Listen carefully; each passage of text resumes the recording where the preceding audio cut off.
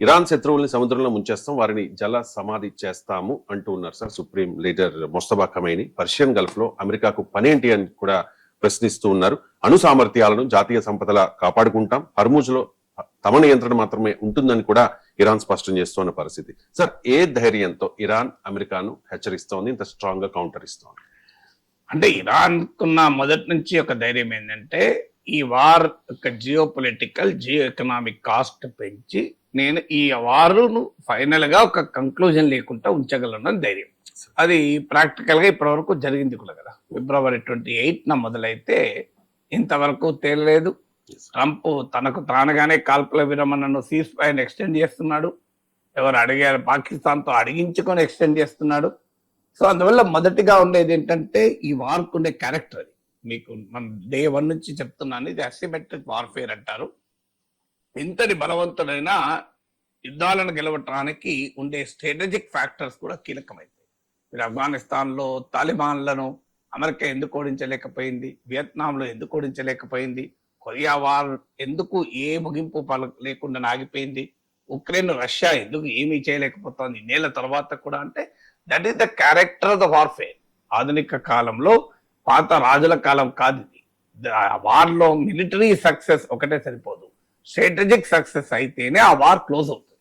So ఆ strategic success అమెరికాకు దక్కడం లేదు. అమెరికాకు చిక్కకుండా ఇరాన్ వ్యూహాత్మకంగా యుద్ధం చేయడం అనేది ఇరాన్ ధైర్యం. ఇప్పుడు తాజాగా ఈ సముద్ర గర్భములో కలిపేస్తామన్న తర్వాత చర్చ జరిగింది. ఒక సూపర్ వెపన్ ఉంది ఇరాన్ వద్ద, ఆ సూపర్ వెపన్ ను ప్రయోగించవచ్చు అని. దాన్ని హూట్ అంటారు.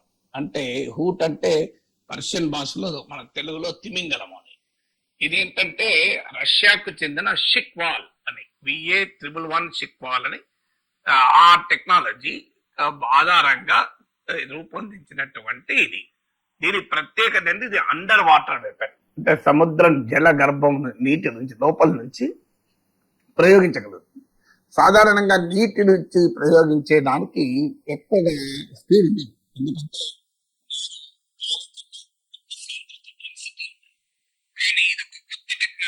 సోవియట్ కాలంలోనే సైంటిస్టులు 70s and 80s లోనే డెవలప్ చేశారు.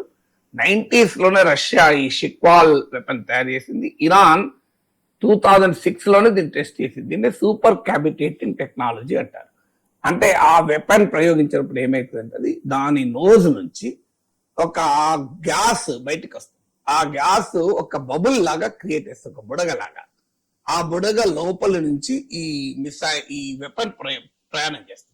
దానివల్ల ఇది చాలా వేగంగా ప్రయాణం చేయగలుగుతుంది. అండర్ వాటర్ ప్రయోగించే 60 to 100 కిలోమీటర్స్ పోగలిగితే ఇది కాస్త మీకు అప్ టు 360 కిలోమీటర్స్ వరకు కూడా వెళ్ళగలుగుతుంది అది పర్ అవర్. సో అంత వేగంగా ప్రయాణం చేయగలిగేటువంటిది. దీన్ని ప్రయోగిస్తే అమెరికా మేల్కొనే లోపల దాని వార్షిప్స్ అటాక్ చేయవచ్చు అనేది అంచనా. అయితే అదంత సులభం కాదు, ఎందుకంటే దీని రేంజ్ కేవలం 15 కిలోమీటర్స్ ఉంటుంది.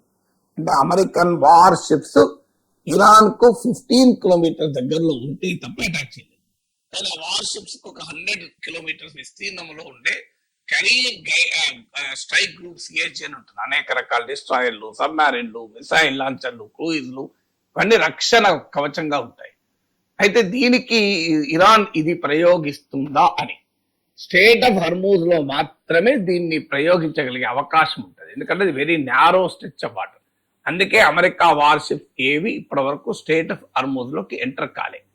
సో ఇక ఇరానోమో ఈ హూట్ మిసైల్ ను ప్రయోగిస్తానని చూస్తుంటే, అమెరికానోమో డార్క్ ఈగిల్ అనే మిసైల్ ప్రయోగిస్తానికి ప్రిపేర్ అవుతుంది.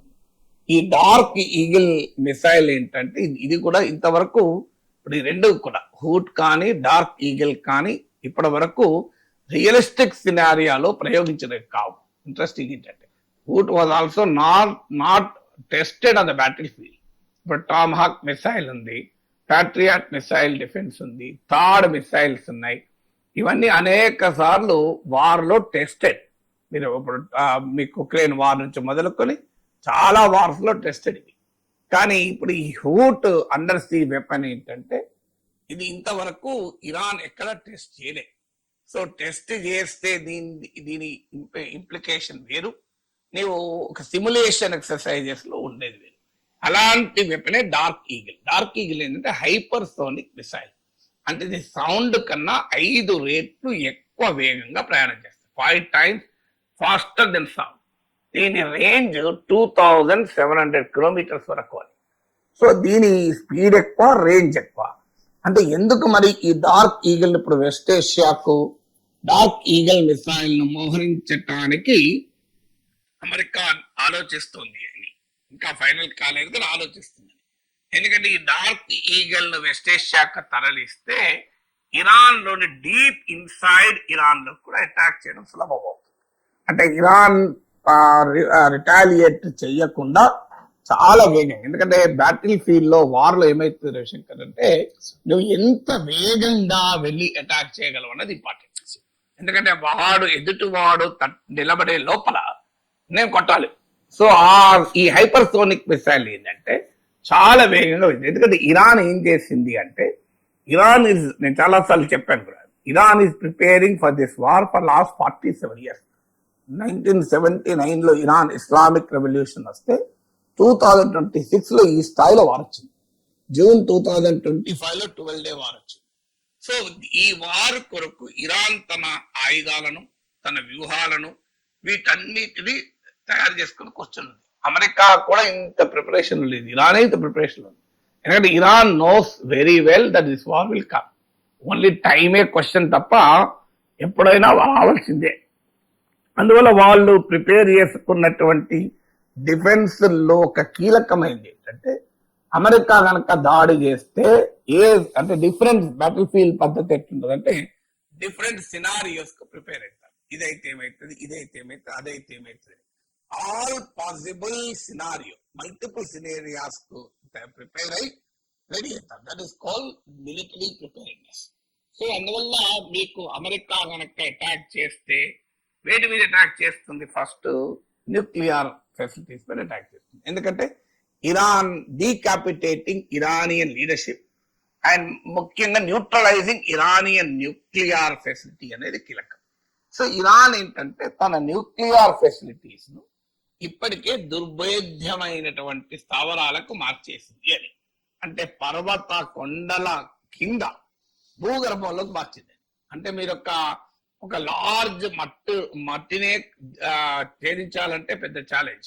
1000 సంవత్సరాలుగా తయారై ఉన్నటువంటి ఒక పెద్ద పర్వతాన్ని ఛేదించి దాని కింద ఒక 600 feet కింద, అంటే ఒక పర్వతానికి 600 అడుగుల కింద ఒక స్థావరం ఏర్పాటు చేసుకుని అక్కడ అణ్వాయుధాలు పెట్టుకుని కూర్చుంది. అక్కడ తన యురేనియం నిక్షేపాలు పెట్టుకుని కూర్చుంది. అంటే ఎంత బంకర్లను కట్టుకుంటేనే మనకు ఆర్మీలో వచ్చే కార్గిల్ వాళ్ళప్పుడు చూసాం, బంకర్లు పెట్టుకుంటారు. ఆ బంకర్లనే ఉంటేనే ఛేదించడం కష్టం. ఇప్పుడు ఇజ్రాయిల్లో మీకు ఎక్కడెక్కడ బంకర్స్ ఉంటాయి, అంటే ఏదన్నా సైరన్ వచ్చింది, ఏది మన మిసైల్ వస్తుంటే వెంటనే ప్రజలు ఆ బంకర్ లోకి వెళ్ళిపోతారు. అలాంటిది మీకు ఇప్పుడు మనకు కూడా జనరల్ గా ఇంటుంటాం, దాడి మిసైల్ అటాక్ జరుగుతుంది అనుకుంటే వెంటనే బేస్మెంట్ లోకి వెళ్ళిపోండి, సేఫ్ గా ఉంటుంది అని. సో అలాంటిది ఒక పర్వతం కింద 600 feet కింద తన న్యూక్లియర్ ఆయుధాలను దాచిపెట్టుకుంది.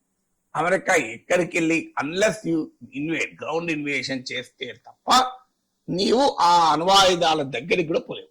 అంటే ఏరియల్ వార్ తో దాన్ని ఛేదించడం మామూలు విషయం కాదు. అందువల్ల ఇప్పటికీ కూడా న్యూక్లియర్ మెటీరియల్ అమెరికాకు దొరకలేదు. ఇరాన్ది న్యూక్లియర్ ఫెసిలిటీ ధ్వంసమైన అమెరికా ఉపన్యాసాలు చెప్తోంది, కానీ ధ్వంసం కాలేదన్న దానికి ప్రూఫ్ ఏంటి మీకు ఎలా తెలుస్తుంది సార్?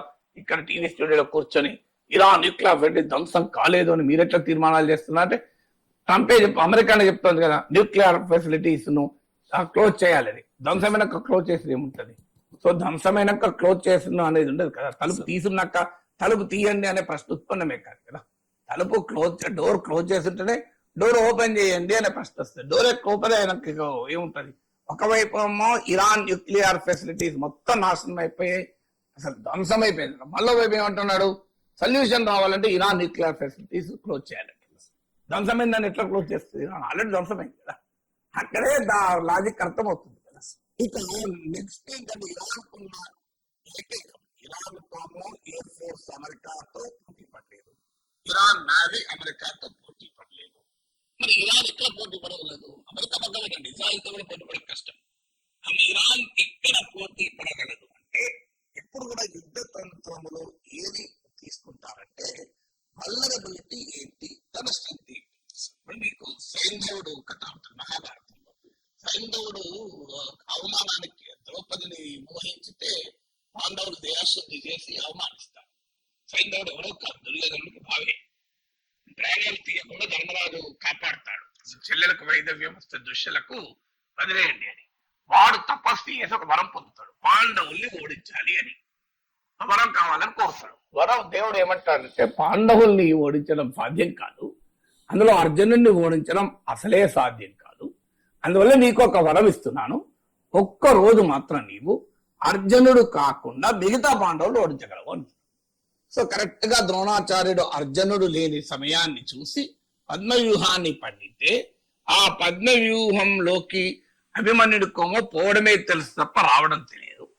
అందువల్ల అభిమన్యుడు ఒక్కడే పోకుండా ధర్మజ భీమనకుల సహదేవులు కూడా ఎంబడి వెళ్తారు. కానీ పద్మవ్యూహ ముఖద్వారం వద్ద సైంధవుడు ఉంటాడు. సో అప్పుడు దేవుడిచ్చిన వరాన్ని సైంధవుడు ఉపయోగించుకొని మీకు ఈ నలుగురు పాండవుల్ని ఆపుతాడు. దానివల్ల అభిమన్యుడు చనిపోతాడు. సో ఈ స్టోరీ అంటే అర్థం ఏంటి, యుద్ధతంత్రంలో అర్థం ఏంటి, సో నీకున్న వీక్నెస్ ఏంటి, స్ట్రెంత్ ఏంటి. ద్రోణాచార్యుని అందుకే కథన వ్యూహ విశారదుడు అని మనకు సినిమా పాటలు ఉంటుంది చూడండి, ఆచార్యుడు కథన వ్యూహ విశారదుడు అని. అంటే పద్మవ్యూహం పన్నడం, అర్జునుడికి తప్ప పద్మవ్యూహం ఇంకెవరికి తెలియదు. అందువల్ల అర్జునుడు లేకుండా చేయడం, అక్కడ అర్జునుడిని చాలా దూరం తీసుకెళ్తారు వారిలో. సో మిగతా వాళ్ళంతా ఇక్కడ ఉంటారు, కరెక్ట్ గా సైంధవుని పెడతారు, మిగతా నలుగురు పాండవులు ఆపగలుగుతాడు కనుక. సో అలా అంటే ఒక వీక్నెస్ కూడా ఎలా అధిగమిస్తారు చూడండి. సైంధవుడు బలవంతుడా, ఇరాన్ అంతా ఇరాన్ లాగానే అమెరికాకు ఇరాన్ కు కంపారిజన్ చేస్తే పాండవులకు సైంధవుని కంపారిజన్ చేయొచ్చు. పాండవుల శక్తి సామర్థ్యాల ముందు సైంధవుడు ఎంత. కానీ ఒక సైంధవుడు అనే ఒక బలహీనుడు మొత్తం మీకు మహాభారత యుద్ధ దాన్ని అవుట్కమ్ నే మార్చాడు కదా. అభిమన్యునే చావు కారణమై ఆఖరికి పాండవుడు ఇంత విజయం సాధించిన చివరికి అభిమన్యుడు లేడు. యువరాజు ఎవరిని చేశాడు, అభిమన్యుడు కుమారుడైన పరీక్షిత్తుని చిన్న పిల్లవాడిని చేశారు. పాపం అప్పుడే పుట్టిన పిల్లవాడిని యువరాజుగా చేయాల్సి వచ్చింది. ఇంత హారబుల్ గా పరిస్థితి ఎందుకు వచ్చింది అంటే కారణం ఒక సైంధవుడు. అది అసిమెట్రిక్ వార్ఫేర్ అంటాడు. మీకు మహాభారత కాలంలోనే సైంధవుని ఉపయోగించడం అసిమెట్రిక్ వార్ఫేర్. అంటే బలహీనుడు చేసే పని ఏంటంటే, బలహీనుడు కూడా కొన్ని అడ్వాంటేజెస్ ఉంటాయి. ఇప్పుడు భీష్ముడు పడిపోవాలి, ఎట్లా పడిపోతాడు, శిఖండిని పెడితే పడిపోతాడు. సో అందువల్ల అంటే శిఖండి ముందుంటే భీష్ముడు అస్త్ర సన్యాసం చేస్తాడు. So that is called asymmetric warfare. Shikhandi ముందు పెట్టాడు. శిఖండి మహావీరుడా, వీరుడే, కానీ మహావీరుడేం కాదు, అర్జునుడు అంత వీరుడే కాదు కదా. సో అర్జునుడు చేయలేని పని కూడా శిఖండి చేశాడు. అంటే ఎంత వీక్. భీష్ముడుతో పోలిస్తే శిఖండి ఎంత, భీష్ముడితో పోలిస్తే పరశురాముడే గెలవలేకపోయాడు, శిఖండి లెక్కన. సో పరశురాముడే భీష్ముడి చేత గెలవలేకపోతే శిఖండి భీష్ముడిని ఓడించగలిగారు. That is called asymmetric warfare. ద్రోణాచార్యుడిని పడగొట్టడం ఎవరి తరం కాదు. ద్రోణుని చేతిలో విల్లున్నంత కాలం ద్రోణాచార్యుడిని పడగొట్టడం అనేది ఎవరి తరము కాదు. అందుకే ఏం చేశారు, ద్రోణాచార్యుడికో నియమం. ఒక కొడుకు మీద విపరీతమైన ప్రేమ, సన్ స్ట్రోక్. సో కొడుకు లేడు అన్న వార్త వింటే ద్రోణాచార్యుడు బాణాలు వదిలేస్తాడు. ఇక నా కొడుకు లేడు, నేను ఏం చేయాలి, నేను బతికేం చేస్తాను. కరెక్ట్ గా ఒక అశ్వత్థామ అనే ఏనుగును చంపించి ధర్మరాజు చేత అబద్ధాన్ని ఆడించి మీకు ద్రోణుణ్ణి కూల్చేస్తారు. ఇదంతా అసిమెట్రిక్ వార్ఫేర్ అంటారు దీన్నే. సో అసిమెట్రిక్ వార్ఫేర్ తంత్రంలో ఇరాన్ వాడుతున్నది ఏంటి, స్ట్రెయిట్ ఆఫ్ హార్మోజ్. అది నారో స్ట్రెచ్ ఆఫ్ వాటర్. అది పర్వత శిఖరాల పక్కనే ఉంటుంది తీరం. ఆ పర్వత కొండలలో ఎక్కడో దాక్కొని చిన్న మిసైల్ ప్రయోగించిన, చిన్న గ్రెనేడ్ ప్రయోగించిన పెద్ద షిప్ కూడా ఎగిరిపోతుంది. సో ఎందుకంటే నేను ఇద్దరు ఉదాహరణలు చెప్పాను. ఒక బిల్డింగ్ మీద ఉండి ఒక BMW కార్ మీద రాయి విసిరినట్టుంటది అని. సో అదొక అడ్వాంటేజ్ వాడుకున్నారు. సో ఇలా ఇరాన్ ఉండే అడ్వాంటేజెస్ ఇరాన్ ఉండడం వల్ల ఇరాన్ ఏం చేసిందంటే తన న్యూక్లియర్ ఫెసిలిటీస్ ను, తనకున్న జాగ్రఫీని, టెరెయిన్ నే ఆయుధంగా వాడుకొని, ఇరాన్ లో పర్వతాల శ్రేణులు ఉంటాయి. సో ఆ పర్వతాలకి దిగువన పెట్టుకున్నది. అలాగే ఇరాన్ కుండే మరో పవర్ఫుల్ ఏంటంటే మిసైల్. అంటే అసిమెట్రిక్ వార్ఫేర్ లో నీకు అన్నిట్లో సుప్రమసీ రావాల్సిన అవసరం లేదు. ఒక్క దాంట్లో నీకు స్ట్రాంగ్ ఉంటే నీవు బ్రహ్మాండంగా పైకి వస్తావు. శ్రీనివాసరామాన్యన్ గొప్ప గణిత శాస్త్రవేత్తున్నాడు, ఆయన బయాలజీలో ఫెయిల్ అయ్యాడు, కానీ ఏమైంది, ఏం కాలే కదా, మ్యాథమెటిషియన్, ప్రపంచ ప్రఖ్యాత మ్యాథమెటిషియన్ అయ్యాడు. సో అలా ఇరాన్ ఏం చేసింది, తెలివిగా తనకు ఆర్మీ, నేవీ, ఎయిర్ ఫోర్స్, ఇందులో అమెరికాతో దగ్గరలో పోలేదు. అందువల్ల మిసైల్ కెపబిలిటీని పెంచుకున్నది.